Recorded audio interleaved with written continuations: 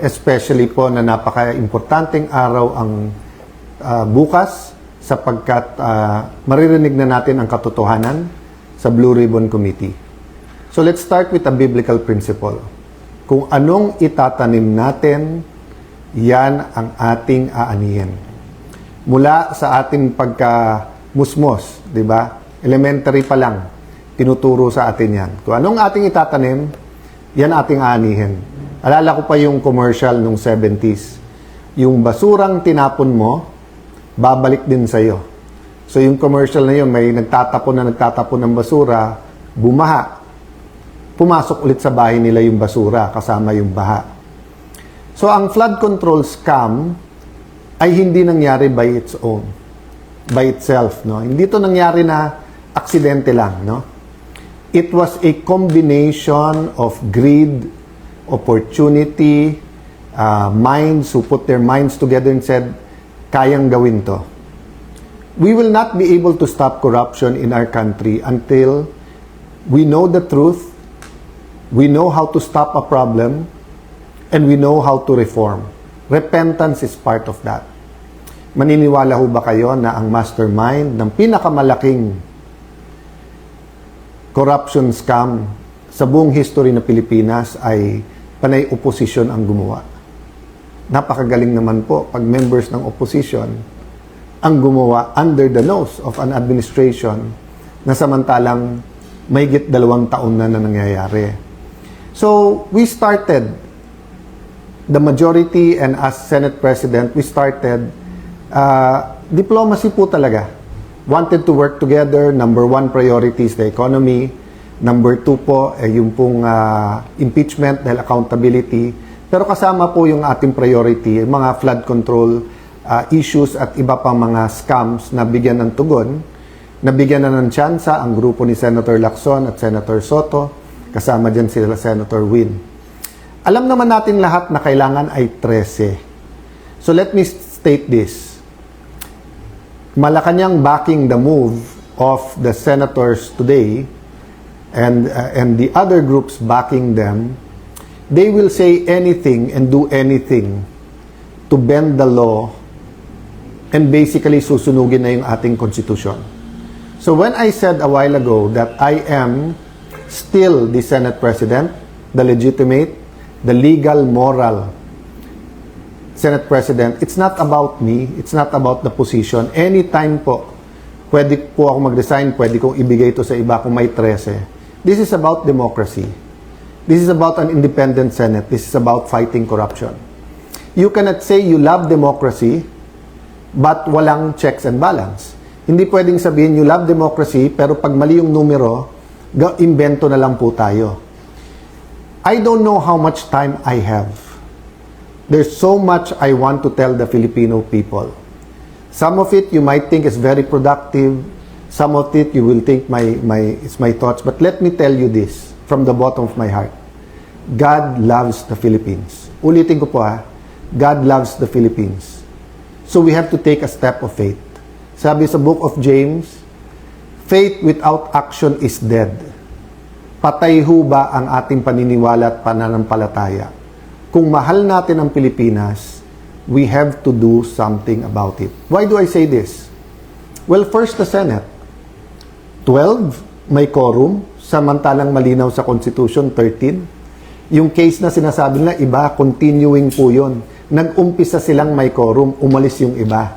Ito po, kahit saan nyo pong tignan, sa Constitution, mali. Sa rules po ng Senate, kailangan yung presiding officer, yung Senate President, kung hindi, yung Senate President Pro Tem, kung hindi, yung Majority Leader, or yung Assistant Majority Leader. Wala po doon na nagsasabi kahit win ang pangalan mo, hindi po win yon. Wala po sa rules yon. Wala po yung 12. Alam po nung lahat yon. Pero ipalagay na po natin, yan ang theory nila at pagpipilitan nila. Siguro po kung Senado lang ang problema, then tuloy ang buhay natin. You know, life is so complicated. Existence in the Philippines is so hard that etong politika para sa politiko lang. But what happens to the impeachment?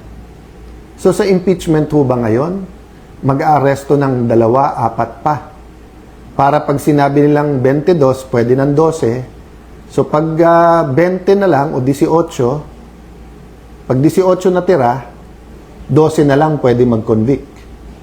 At pagkatapos, paano pagka constitutional change na ang gagawin? At ayaw rin pumayag ng ibang senador. Ikukulong na rin po ba? Malinaw na malinaw po ang konstitusyon at rules po ng Senado. You cannot declare all positions vacant with a number of 12. You cannot even hold a session because walang quorum. Assuming may quorum, you need 12 to remove a Senate President, and then you need 13 to remove a Senate President. Okay? Lilinawin ko po ha.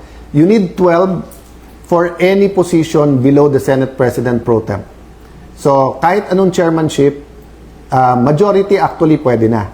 Kaya kahit 11 all, pag nawala yung isa, 10, 11, masusunod na yung 11. But for Senate President, for quorum, and for Senate President pro tem, you need 13. No? So, ilalaban po natin to, hindi dahil nilalaban nyo ang Senate Presidency ni Alan Cayetano. Hindi. Kung hindi dahil po, mahalaga sa atin ang 1987 Constitution. Dahil po, hindi ito isang pirasong papel lang. I'm issuing a memo to the Secretariat and to the Office of the Sergeant at Arms to keep the Senate open tomorrow. We will have the Blue Ribbon Committee. As Senate President, nasa authority ko po ang premises ng Senado. Do not padlock the Senate. Do not have an excuse na may rally. Parati naman may rally sa Senate. Do not tempt the Filipino people to come out in thousands, hundred thousands, and millions. We are not provoking a political crisis here. You are provoking a crisis. Sabi nila, trabaho yung issue. Pinalitan lang nila yung mga chairman, tapos in-adjourn din. Hindi rin naman pinatawag yung CA para sa mga general. Hindi rin naman tinuloy yung bill sa sabi lang ospital at saka yung sa mga estudyante, hindi ba? So, kitang-kita po kung ano ang kanilang intensyon. Sabi po nila, I'll address myself to, pasensya na po kayo, to the Pink and Dilaw group. No? Di ba sabi nyo, paano naman yan? Si Senator Marcoleta at si Senator Jinggoy. Bakit sila ang mga vice chairman? Lahat ng issue nandun sa nilagay nyo chairman ngayon, di ba? Issue sa campaign donation, campaign donations, nandun po yung issue ng malay-maleta, nandun issue sa flood control. And then, ipopostpone yung hearing bukas. Even when chairmans were changed before, you don't need to postpone the hearings. So, ako lalong na-intriga, ano bang pwedeng sabihin ng mga Marines?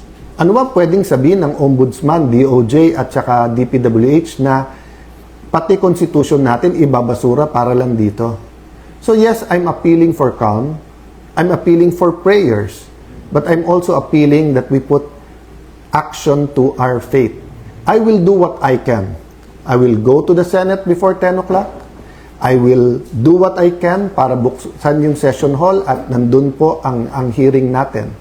My authority now comes from the Constitution, but my strength will come from your prayers and will come from the fact na ang ating bansa ay dapat ipaglaban.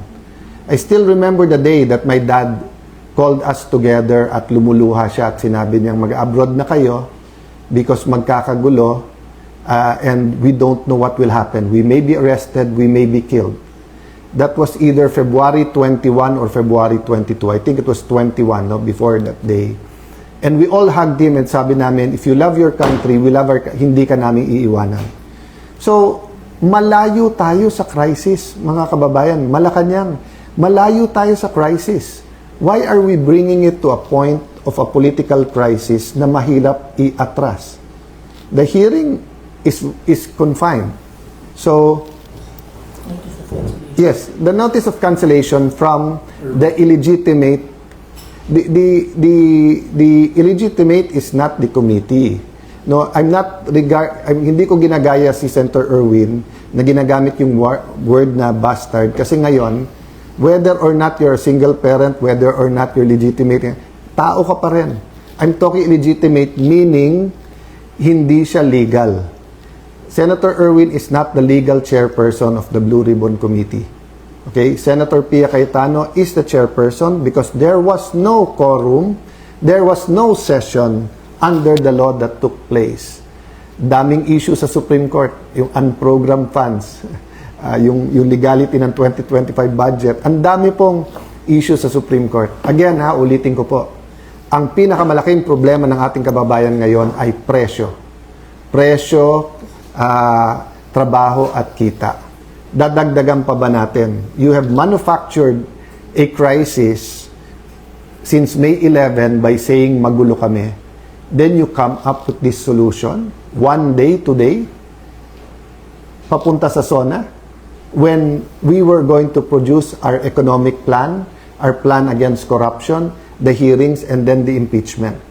So I will rest my case there. As I told you, there's a lot of things I want to say, but if we love our country, pray for our country. If we love the Senate, I'm addressing myself sa mga empleyado ng Senate, I don't care yung mga binubulong sa akin dyan na, over the years, eto mga appointee ni Senator Drilon, eto mga appointee ni Senator Soto, etc. I believe that all of you love the Senate. So it's time to speak up, to tell your bosses, whether sila yung nasa majority or minority, we won't stand for this. Because there's no difference of padlocking the Senate during martial law sa ginagawa ngayon na pinupunit, binubura, binabasura, sinusunog ang ating Philippine Constitution. Again po Alan Cayetano is not the issue here. My Senate presidency is not an issue there. I told you from the start, I'm the walking dead. Walking dead as Senate President. Ano ibig sabihin? Anytime yung hatol na tanggalin sa akin. But ang problema po, ine-escalate nila. So I really hope po that this is not about the impeachment, this is not about changing the Constitution. Nakakapagtaka po, yung pagka-execute, biglang sasabihin na ng House of Representatives na kinikilala si Senator Win, sinasabi na ng Malacanang. Diba? I mean, guys, res ipsa loquitur. Diba? I won't elaborate. Kayo na I won't use the words to describe what's coming now. Why? Because you are as intelligent as I am. You are as patriotic as I am. The question lang is, what are we going to do about it? Pray for us. Pray for Senator Marcoleta. Pray dun sa natira sa majority because paglalaban natin ang ating bansa. God bless you all. Good night po sa inyong lahat.